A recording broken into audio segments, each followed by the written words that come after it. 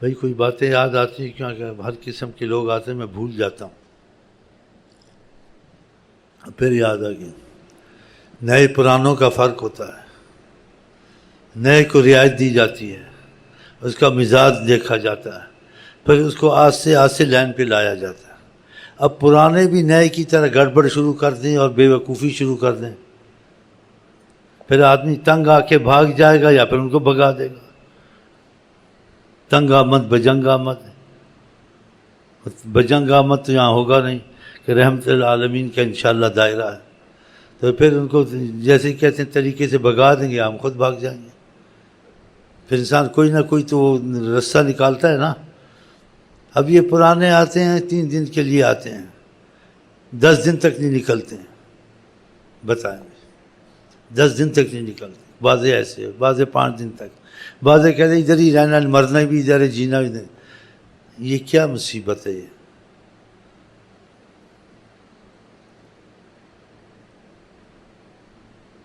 اس بات کو وہ سمجھیں جو بیٹھے ہوئے ہیں۔ بھائی تم مکان 3 دن کے لیے ادھر رہو، آدھے گھنٹے کے لیے آئے، تعلیم کے لیے آئے، کچھ بیٹھے چلے گئے۔ آدمی ڈاکٹر کے پاس آتا ہے، دوائی لیتا ہے یا پرہیز یا کچھ، پھر چلا جاتا ہے ڈاکٹر کے گھر میں گھس کے ہی بیٹھ جاتا ہے ہمیشہ کے لیے، ڈیرا ڈال کے۔ نبی کریم کے پاس صحابہ آتے تھے، ہاں جی، امت کے لوگ، معتبر لوگ، محبت والے، قربانی والے، تعلیم لے کے چلے جاتے تھے، اپنے گھروں میں رہتے تھے۔ اب یہ مجبوری انسان کوئی چیز کرتا ہے تو اس کو سنت یا اس کو عادت نہیں بنانا چاہیے، یہ رواج بنا لیتے ہیں۔ اب یہاں آتے گھستے نکلتے ہی نہیں ہیں، بتاؤ ابھی گھر والوں کو پابندی، ہم کو پابندی، ہاں جی، پھر میری بیوی پابند رہتی وہاں، پھر جو بیٹھے گا اس کو کھانا بھی چاہیے، پینا بھی چاہیے، اس کو لیٹرین بھی چاہیے، سارا انتظام کرو گے۔ یہ تو خدمت نہیں، خدمت کروانی ہو گئی۔ بھائی تم مکان 3 دن کے لیے، 4 دن کے بعد لیا ہے، آؤ آدھا گھنٹہ بیٹھو، ایک ٹائم آؤ 24 گھنٹے میں، 24 گھنٹے میں ایک ٹائم، آدھے گھنٹے کے لیے، ہاں جی، کھا پی کے چلے جاؤ۔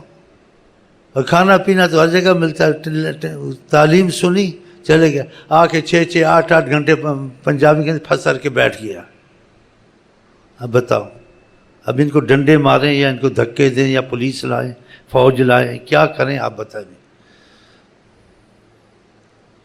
وہ سن رہا بیچ میں،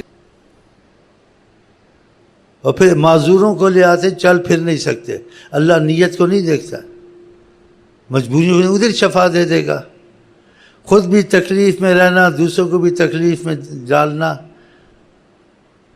پھر وہی بات کرنی پڑے گی، نادان کی دوستی سے عقل مند دشمن اچھا ہے۔ نادان بے وقوف کی دوستی عقل مند، وہ کام ہی ایسے کرے گا نا۔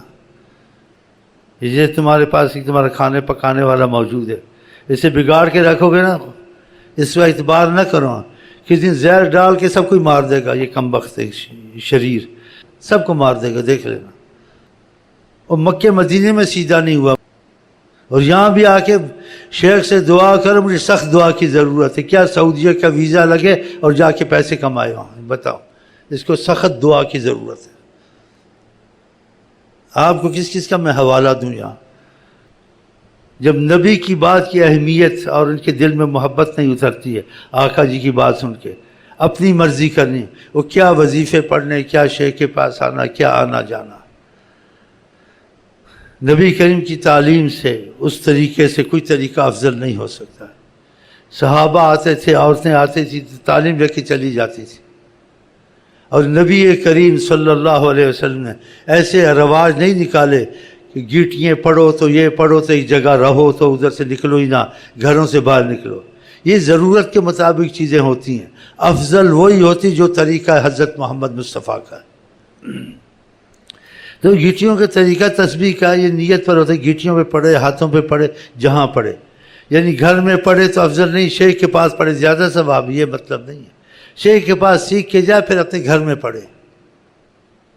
اب بعض جگہ تعلیم کے لیے مجبوری، تو اسلام میں اجتہاد جائز ہے، تعلیم کے لیے کوئی رستے نکال سکتا ہے، لیکن اصل چیز سے انسان نہ ہٹے۔ تو تعلیم کے لیے بعض شہروں میں عورتوں کے کوئی مجلسیں بنا دی ہیں، بھائی وہاں آئیں، وظیفے لے کے چلی جائیں، اور گیٹیاں پڑھیں تھوڑی سی، جب معلومات ہو جائے پھر اپنے گھر میں گیٹیاں پڑھیں، پھر ایک دوسرے گھروں میں نکلنا، ایک دوسرے گھروں میں اجتماع کرنا، یہ فتنہ، شر اور مصیبت کا سبب بنے گا۔ کہ بعض شہروں میں ایسے کیا ہے رواجی طور سے کہ وہ مجبوری طور سے اس کی سبب یعنی اجتہادی جائز ہے کہ وہ آ کے وہاں گیٹیاں پڑھیں، گیٹیوں کا طریقہ سیکھیں، وظیفوں کا طریقہ سیکھیں، بعض اپنے جب سیکھ جائیں پھر اپنے گھروں میں رہیں، زیادہ نہ آئیں، پھر دوسرے آئیں وہ سیکھیں، پھر تیسرے آئیں وہ سیکھیں، تو اس میں کوئی حرج نہیں ہے۔ اب وہ کہتے ہیں گھر میں بیٹھیں، جس شہر میں گیٹیاں ہوتی ہیں ہم پہ کرم ہو، ہم کو اجازت دو ادھر، پھر ادھر اختلاف بھی ہوتا ہے مزاج میں سے۔ یہ عورتوں کی لڑائی مردوں سے بری ہے، جب یہ آپس میں بگڑتی ہیں اللہ آپ کو ان کی باتیں نہ سنائیں۔ یہ عورتوں کی پتہ ہی ہوگا، عورتوں کی لڑائی کا آپ کو یہ کیسی ہوتی ہیں۔ وہ بیوی تو میری تنگ آ جاتی سنا کے، تو میں نے کہا آج میں ان کو سناؤں گا ٹکا کر انشاءاللہ تعالی۔